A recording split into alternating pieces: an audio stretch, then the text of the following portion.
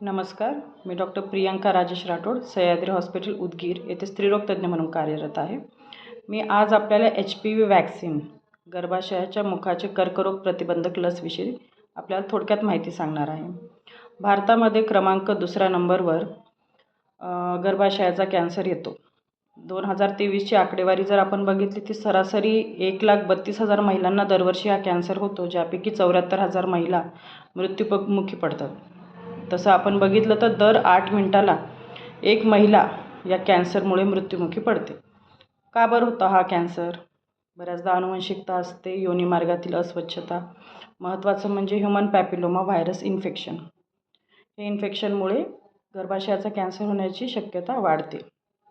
बऱ्याचदा लक्षणांमध्ये बघितलं तर महिन्यामध्ये अतिरक्तस्राव होणे, पाळीमध्ये वारंवार पाळी येणे, पांढरा पदर जाणे, दुर्गंधी येणे, संबंधानंतर रक्तस्राव होणे अशी लक्षणे महिलांमध्ये आढळून येतात.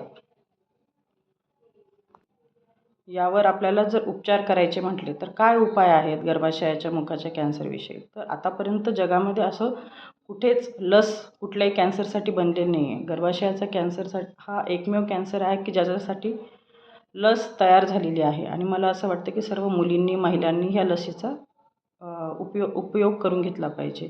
वयोगट 9 ते 45 वयोगटातील सर्व मुली आणि महिलांनी ह्याचा लाभ घ्यावा. 9 ते 14 वयोगटातल्या मुलींसाठी फक्त 2 डोस असतात, 0 आणि 6 महिन्याच्या अंतरावर. 0.5 ml आपण डाव्या दंडामध्ये ही लस देत असतो.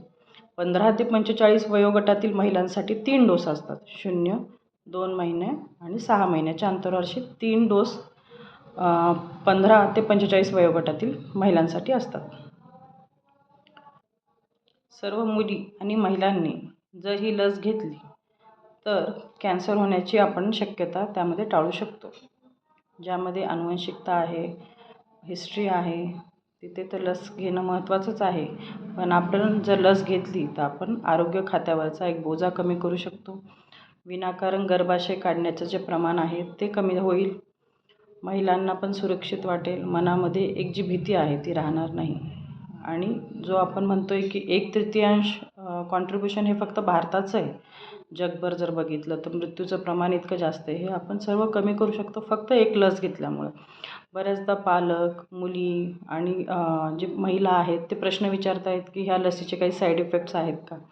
मला एवढंच सांगावंसं वाटतं की जशी आपण कोविड काळामध्ये लस सुरू झाली होती, सिरम इन्स्टिट्यूट ऑफ इंडिया त्या कंपनीने ही बनवली होती आणि त्याच कंपनीने HPV वॅक्सिन बनवलेली आहे. जेव्हा आपण ही दंडामध्ये देतो आहे त्याच्यानंतर अतिशय सौम्य प्रकारचं कधीतरी लालसर होणं, सूज येणं, एखाद्या वेळेस ताप येणं, याच्या पलीकडं कुठलंच लक्षण याच्यामध्ये कुठलेही साईड इफेक्ट आतापर्यंत कोणालाच झालेलं नाही. त्याच्यामुळे मला असं वाटतं की पालकांनी, मुलींनी या लसीविषयी शंका बाळगू नये आणि सर्वांनी याचा लाभ घ्यावा, ज्याच्याकडून सर्व महिला, मुली ह्या सुरक्षित होतील. कारण भारत हा एक युवा राष्ट्र आहे. आपली लोकसंख्या 70% लोकसंख्या ही 35 वर्ष वयोगटाच्या खालची आहे.